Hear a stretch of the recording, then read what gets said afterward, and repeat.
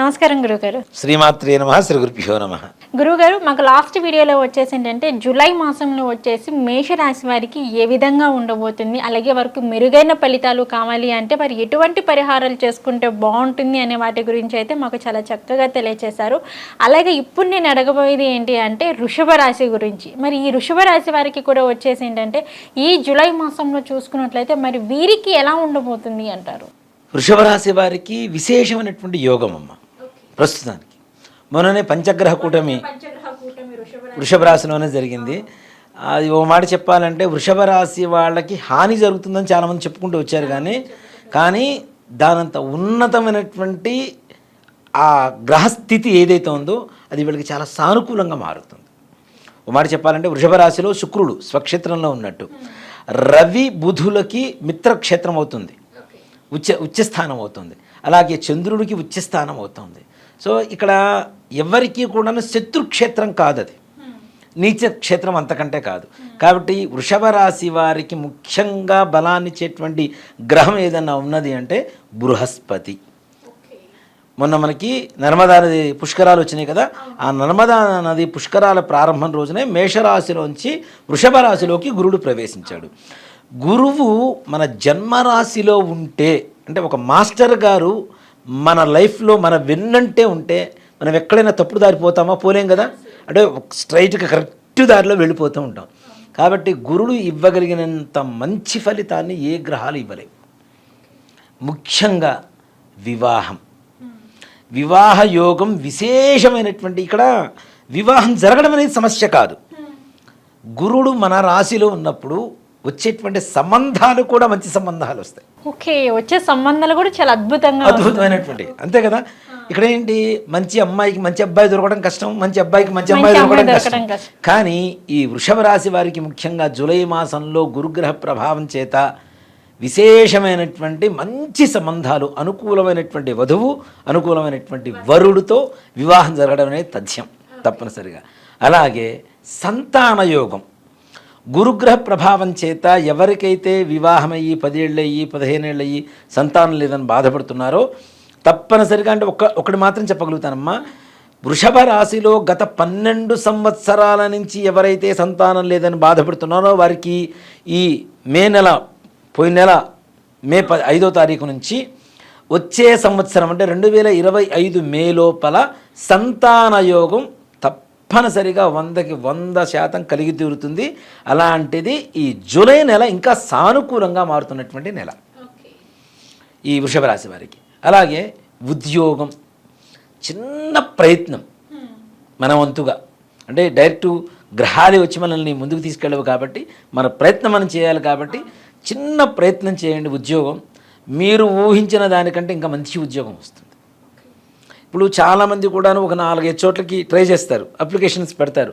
వాటిల్లో ఏదొచ్చినా చేద్దాం, చిన్నదొచ్చినా చేద్దాం, ప్రస్తుతానికి ఏ ఉద్యోగం లేదు, నిరుద్యోగంలో ఉన్నాం అనేటువంటి పరిస్థితిలో, చేయాలనుకునేటువంటి పరిస్థితిలో కూడా ఉన్నతమైనటువంటి ఉద్యోగం తప్పనిసరిగా వీళ్ళని వెతుక్కుంటూ వీళ్ళ దగ్గరకు వచ్చి వీళ్ళ ఉద్యోగంలో చేరేటువంటి అవకాశం ఉంటుంది.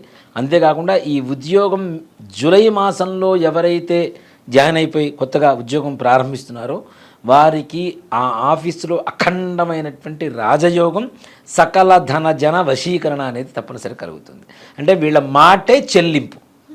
ఇప్పుడు కొత్తగా వెళ్ళిన వాళ్ళని గట్టిగా మాట్లాడలేరు, కానీ జస్ట్ ఒక ఫ్యూ డేస్, కొన్ని రోజుల్లోనే తప్పనిసరిగా వీళ్ళకు ఒక అధికారమైనటువంటి స్థానం రావడం, అందరితో మంచిగా సానుకూలంగా ఉండడం, ఇలాంటివి జరిగేటువంటి అవకాశాలు ఉన్నాయి.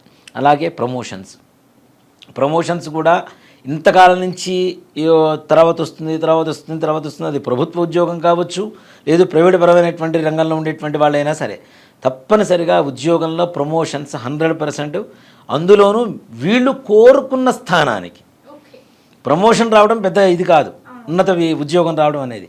వీళ్ళు కోరుకునేటువంటి స్థానానికి, ఒక చోట భార్య ఉద్యోగం వేరే ఊళ్ళో చేస్తుంది, భర్త ఇక్కడ చేస్తున్నాడు, వీళ్ళిద్దరూ ఒకే చోట ఉద్యోగం చేయాలనుకుంటున్నారు, ఎన్నో రోజుల నుంచి ప్రయత్నిస్తున్నారు, అవ్వటలేదు. అలాంటి వాటికి కూడా సానుకూలంగా ఉండేటువంటి సమయం జూలై మాసం అవుతుంది వృషభ రాశి వారికి. ఇక విద్యార్థులు, నిజంగా ఈ జూలై నెలలో ఏదైతే విద్య కోసం ప్రయత్నించేటువంటి విద్యార్థులు ఉన్నారో వీళ్ళకి చాలా చాలా చాలా సానుకూలంగా ఉండేటువంటి సమయం ఈ జూలై మాసంగా చెప్పబడుతుంది.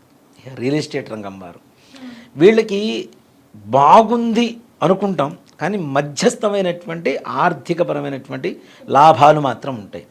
దీంట్లో ముఖ్యంగా వీళ్ళకి చూడండి, సన్నగా ఉంటారు, కోలమొహంతో ఉంటారు, వెడల్పుగా ఉండేటువంటి ముఖం ఉంటుంది కదా, కొంచెం పెద్ద ముఖంగా ఉండేటువంటి వాళ్ళు ఉంటారు కదా. ఇప్పుడు మన జెండా ఎలా ఉంటుంది, కింద నుంచి సన్నగా ఉంటే పైకి వెళ్ళి కాస్త వెడల్పు, అలాంటి ముఖం కలిగినటువంటి పర్సనాలిటీ కలిగినటువంటి వాళ్ళ వ్యక్తులతో కొంచెం జాగ్రత్తగా ఉండాలి. అంతే వృషభ రాశి వారు. అంతేకాకుండా 6వ వేలు ఉంటుంది, అంటే 6th ఫింగర్, ఇక్కడ చిన్నగా ఉంటుంది, 6th ఫింగర్ అంటాం కదా, అది కాలికి కావచ్చు చేతికి కావచ్చు. అలాంటి వ్యక్తులు ఎవరైనా పరిచయం అయితే వాళ్ళని దూరంగా ఉంచడం అనేది సూచించదగినటువంటి విషయం.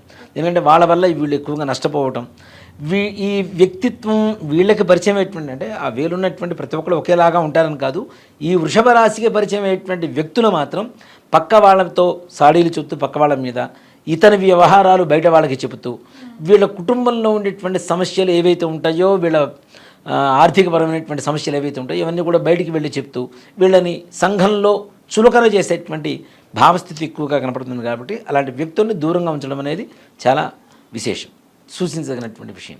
అలాగే వ్యాపారస్తులకి ముఖ్యంగా ధాన్యం దాచిపెట్టుకుంటూ ఉంటారు కదా, ఎక్కువ నిల్వ చేస్తూ ఉంటారు. రాబోయే కాలంలో ఎక్కువ రేట్లు వస్తాయి అమ్మడానికని. నిజంగానే రేపు ఆగస్టు తర్వాత ఎట్లాగో రేట్లు అన్నీ పెరుగుతాయి తప్పనిసరిగా. కాబట్టి ఈ సమయంలో వీళ్ళు ధాన్యం నిల్వ చేసుకోవడం, దానికి కావలసినటువంటి డబ్బు కోసం ఎదురు చూసుకోవటం, ఇదంతా కూడా చాలా విశేషమైన సమయంగా చెప్పవచ్చు. అలాంటి వ్యవహారాలతో భవిష్యత్తులో వీళ్ళు ఊహించిన దానికంటే రెట్టింపు దశలో లాభాన్ని పొందేటువంటి అవకాశం బాగా కనబడుతూ ఉన్నది వీళ్ళకి. అలాగే ముఖ్యంగా రియల్ ఎస్టేట్ రంగం వాళ్ళది సంగతి ఇందాక చెప్పాను. అలాగే విదేశీ ప్రయాణం చేయాలి అనుకునేటువంటి వారికి కొంచెం గడ్డు కాలంగా ఉంటుంది, కానీ గట్టిగా ప్రయత్నిస్తే మాత్రం తప్పనిసరిగా విదేశీ ప్రయాణం చేయడానికి సానుకూలత ఏర్పడుతుంది. విదేశంలో ఉండేటువంటి ఉద్యోగస్తులకి తప్పనిసరిగా ఉద్యోగ యోగం ఉంటుంది. ముందుగా ఉద్యోగం చేస్తున్నటువంటి వ్యక్తులకి ప్రమోషన్స్ వచ్చేటువంటి అవకాశం బాగా కనబడుతుంది. అలాగే ముఖ్యంగా ఈ వివాహ వ్యవస్థ ఏదైతే ఉందో దానికి నిజంగా ప్రయత్నం చేయండి. సంపూర్ణమైనటువంటి ఫలితం మాత్రం ఈ జూలై మాసంలో ఈ వృషభ రాశి వాళ్ళు తప్పనిసరిగా చూస్తారు. ఓకే గురుగారు, అలాగే ఏంటంటే వృషభ రాశిలో ఉన్న వారికి చెప్పారు ఉద్యోగం పరంగా ఎలా ఉంటుంది, అలాగే ఏంటంటే రియల్ ఎస్టేట్ రంగంలో ఉన్న వారికి ఎలా ఉంటుంది, అలాగే విదేశీ ప్రయాణం చేయాలి అనుకున్న వాళ్ళకి ఎలా ఉంటుంది అన్నారు. మరి ఈ వృషభ రాశిలో ఉన్న వారికి ఆదాయం పరంగా ఎలా ఉండబోతుంది అంటారు? వీళ్ళకి కుటుంబ సఖ్యత పెరుగుతుంది, ఆనందదాయకంగా ఉంటుంది. కుటుంబంలో విందులు వినోదాల్లో పాల్గొనేటువంటి అవకాశం ఉంటుంది కుటుంబ సభ్యులంతా కూడాను.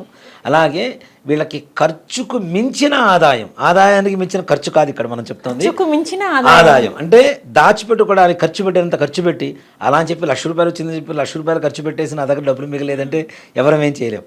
కానీ ఎంతవరకు మనం ఖర్చు పెట్టాలో అంతవరకు నియంత్రించుకుంటూ ఖర్చు పెట్టుకుంటే తప్పనిసరిగా వీళ్ళ ఖర్చుకు మించిన ఆదాయం లభిస్తుంది. దాన్ని పక్కన పొదుపు చేసుకునేటువంటి అవకాశం కూడా లభిస్తుంది. ఓకే గురువుగారు, వృషభ రాశి వారికి వచ్చేసి జూలై మాసంలోని ఎలా ఉండబోతుంది ఏంటి అనే అంశం గురించి అయితే మాకు తెలియజేశారు. అలాగే ఏంటంటే గురువుగారు, ఈ వృషభ రాశి వారికి వచ్చేసి ఈ జూలై మాసంలోని వారికి ఇంకా మెరుగైన ఫలితాలు కావాలి అంటే ఎటువంటి రెమెడీస్ చేసుకుంటే బాగుంటుంది అంటారు? వృషభ రాశి వారమ్మ ముఖ్యంగా గణపతి దేవాలయానికి, ఏదైతే మనకి గణపతి దేవాలయం ఉంటుందో ఆ దేవాలయానికి వెళ్ళి గరిక ఉంటుంది కదా, గరిక స్వామివారికి ప్రతినిత్యం లేదా కనీసం బుధవారం గరిక సమర్పించి స్వామివారికి బెల్లం నివేదన చేయించమని చెప్పండి. బెల్లం నివేదన చేసి దాన్ని కొద్దిగా ప్రసాదంగా తీసుకొని ప్రతినిత్యం గణపతి ఆలయం చుట్టూ ఒక 21 ప్రదక్షిణాలు చేసుకొని ప్రతి బుధవారం స్వామివారికి గరిక బెల్లం నివేదన ఇవి కనుక చేసినట్లయితే గణపతి స్తోత్రాలు ఏదైనా ప్రార్థన చేయవచ్చు. లేదా శుక్లాంబరధనం విష్ణు శశివర్ణం చతుర్భుజం ప్రసన్నవదనం ధ్యాయే సర్వ విఘ్నోపశాంతే అనే శ్లోకం ఉంటుంది. గణపతి శ్లోకం కావచ్చు, స్తోత్రం కావచ్చు, ఏదైనా ప్రార్థన చేయవచ్చు. లేదా ప్రతినిత్యం గణపతి దేవాలయానికి వెళ్ళి ఆ స్వామివారి దర్శనం చేసుకొని ఆలయ ప్రదక్షిణాలు చేయడం ద్వారా వీళ్ళకు ఉండేటువంటి చిన్న సమస్యలు ఏవైతే ఉంటాయో అవి కూడా కంప్లీట్గా మొత్తం పరిపూర్ణంగా నివృత్తి కలిగి ప్రశాంతంగా ఉండేటువంటి అవకాశం కనబడుతుంది. గురుగారు, వృషభ రాశి వారికి వచ్చేసి జూలై మాసంలోని ఎలా ఉండబోతుంది ఏంటి, అలాగేంటంటే వారి యొక్క జాతకంలో మీరు చెప్పినట్టుగా ఇందాక ఏమైనా చిన్న దోషాలు ఉన్నా కానీ, అలాగే వీరికి ఏమైనా మెరుగైన ఫలితాలు ఇంకా కావాలి అంటే ఎటువంటి పరిహారాలు చేసుకుంటే బాగుంటుంది అనే వాటన్నిటి గురించి అయితే మాకు తెలియజేశారు. ధన్యవాదాలు గురుగారు. శ్రీమాత్రే నమః. శ్రీ గురుభ్యో నమః.